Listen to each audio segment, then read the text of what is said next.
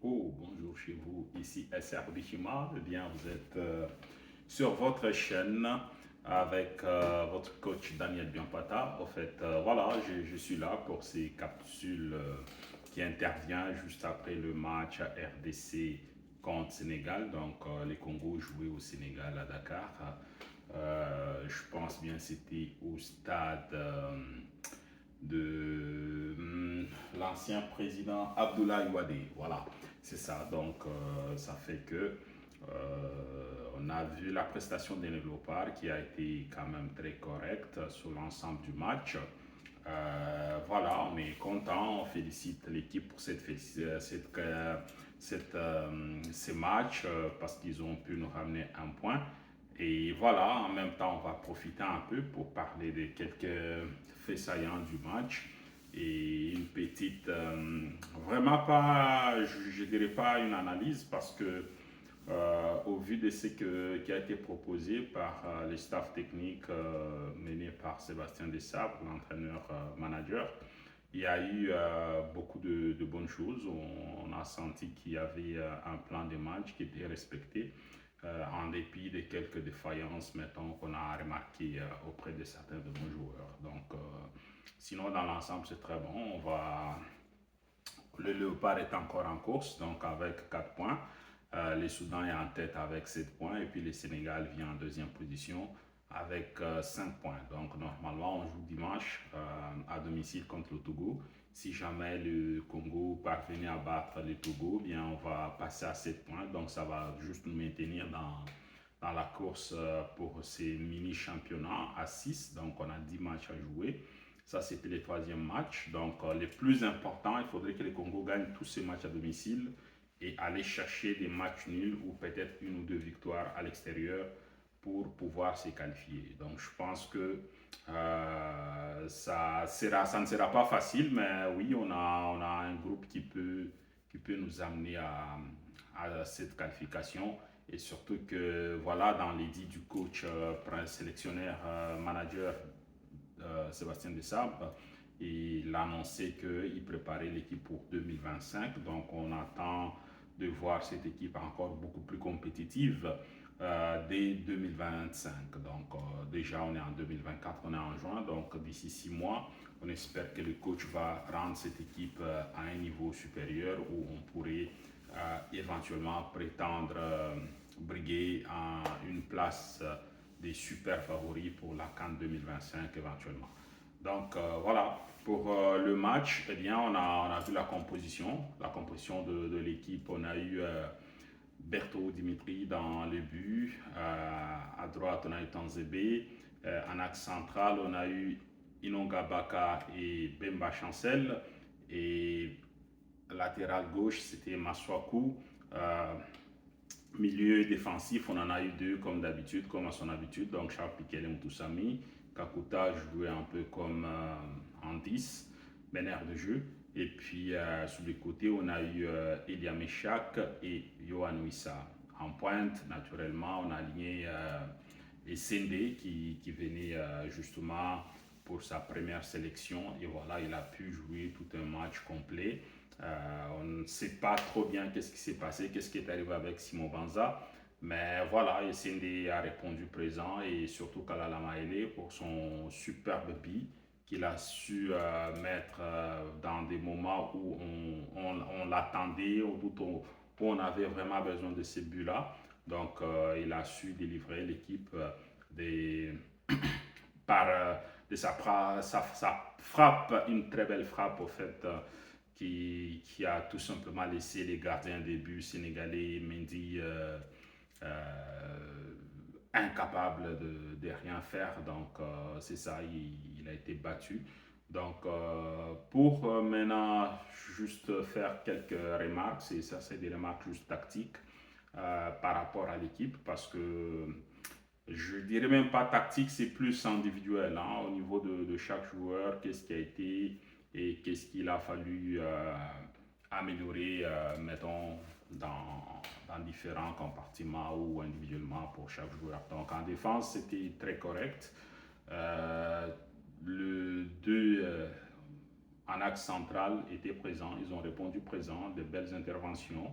Sur le côté, Masuaku, il a joué juste, c'était pas son grand jour, mais il a été présent juste.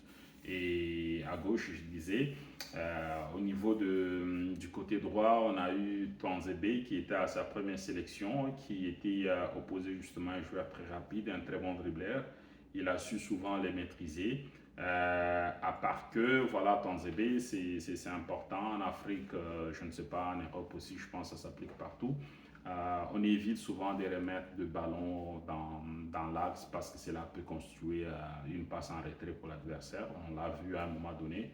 Tanzeba a tenté de remettre une balle en retrait, puis c'était au bénéfice du Sénégalais qui a tout simplement failli nous crucifier pendant ces moments-là. Donc ça, c'est des choses qu'on évite généralement. Et aussi, même pour le touche, la rentrée des touches. Les touches, généralement, quand on n'est pas sûr de qui on remet la balle, à qui on va remettre la balle pour une rentrée de touche, lorsqu'on effectue sa rentrée de touche, eh bien, on la joue sur la ligne pour éviter que la balle ne soit pas dans des zones favorables pour une attaque. Donc, c'est ça, on met toujours la balle sur la ligne, ou voire même quand on dégage également, on dégage toujours dans des zones mortes, c'est sur les côtés qu'on dégage, on ne va pas mettre la balle en plein axe, sinon ça peut faire très mal. Une attaque qui est constituée à partir du centre, eh bien, ça donne toujours aux joueurs adverses plusieurs choix d'où est-ce qu'il pourrait placer son ballon. Donc voilà, on évite cela. Ce sont les quelques remarques que moi j'ai vues. Bon, c'est vrai qu'il n'a pas été très offensif. Je ne le connais pas non plus offensif parce que c'est un joueur qui est naturellement qui joue dans l'axe central. Donc voilà, au moins il a été juste, il a bien bloqué son vis-à-vis. Et voilà, moi je pense aussi par la même occasion que un gars comme Moukoko Amale, c'est un joueur qui a quand même sa place, malgré que beaucoup de gens le sous-estiment par rapport au fait qu'il joue dans le championnat national. Donc je pense que la Lina Foot a aussi du répondant pour pouvoir justement donner le joueur à l'équipe nationale. Donc on souffre un peu du côté du latéral droit. On a des gars qui sont quand même très capables de fournir des données un peu ce qu'on attend, mettons, pour ces postes-là en sélection nationale. Donc on le voit, il y a plusieurs joueurs d'ailleurs de la Lina Foot qui sont partis jouer dans la troisième journée de la phase justement de l'éliminatoire de la Coupe du Monde 2026, États-Unis, Canada et Mexique. Donc pourquoi pas nous-mêmes, pourquoi on ne prendrait pas un ou deux joueurs justement dans des postes où il y a vraiment des lacunes comme les latérales, des côtés droits mettons. Donc ça serait peut-être quelque chose que nos staffs pourraient regarder à l'avenir. Voilà. Mais sinon, dans le milieu, au niveau défensif, on a eu de Mutusami et Piquel qui ont fait un match correct. Donc, ils étaient là dans la récupération.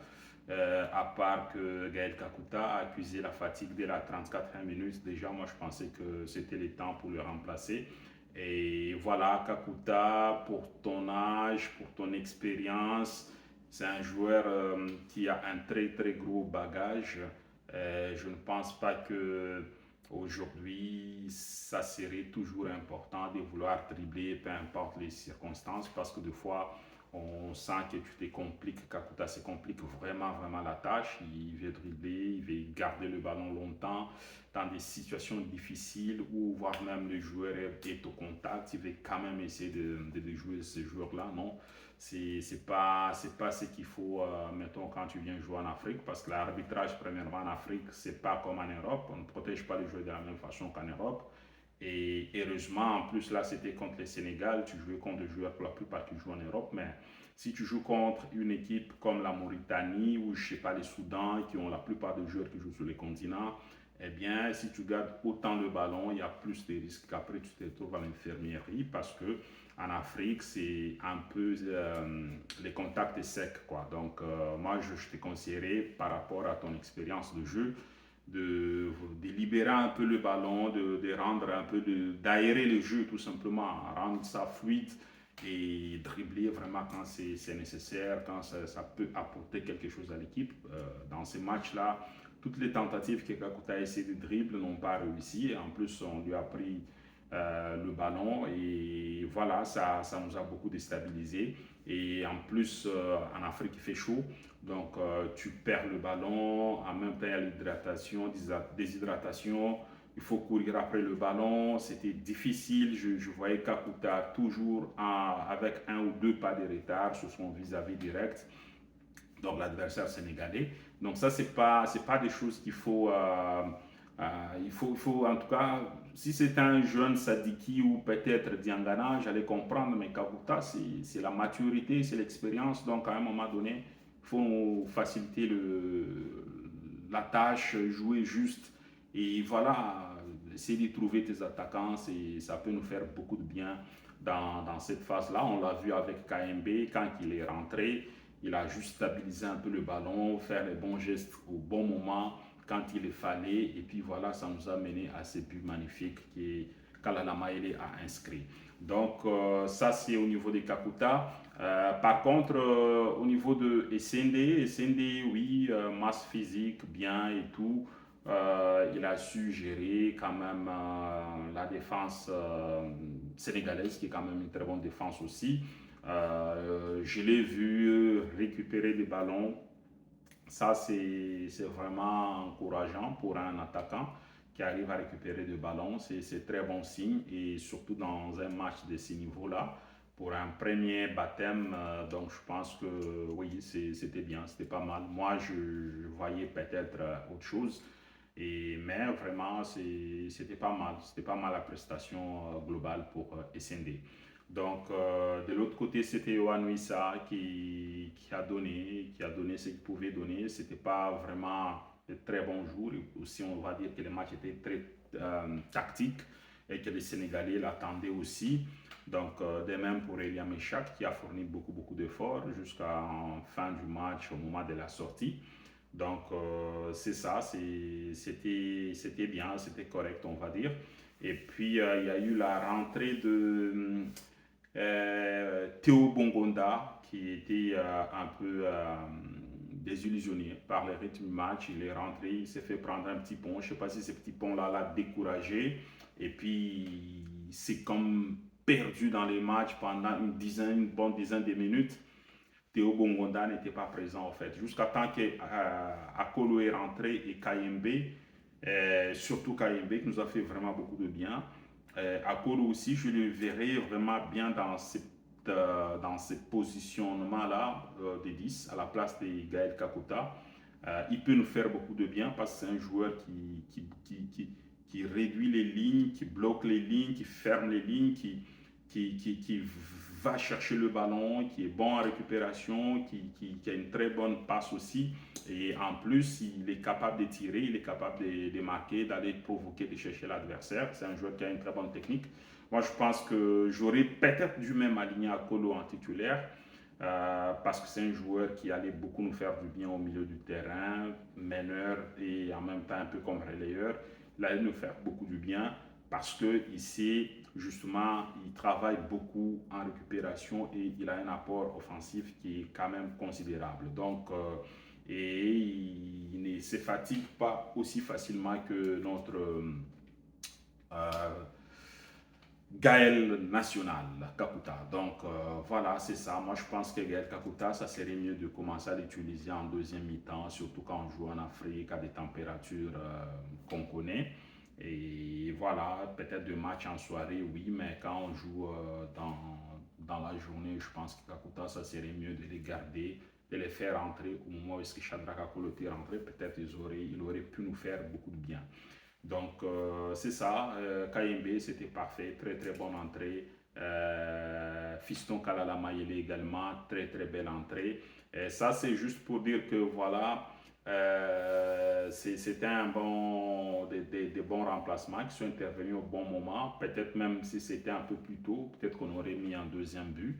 On ne va pas se plaindre de ces matchs nuls-là. Donc voilà, c'est un peu l'analyse globale du match. Moi, j'ai encore des lacunes au niveau du... Ben, pas des lacunes, mais je ne suis pas encore capable de me euh, positionner, déterminer qui serait, mettons, le gardien des buts au niveau du gardien des buts. Je pense qu'on a un petit souci dans ce secteur-là.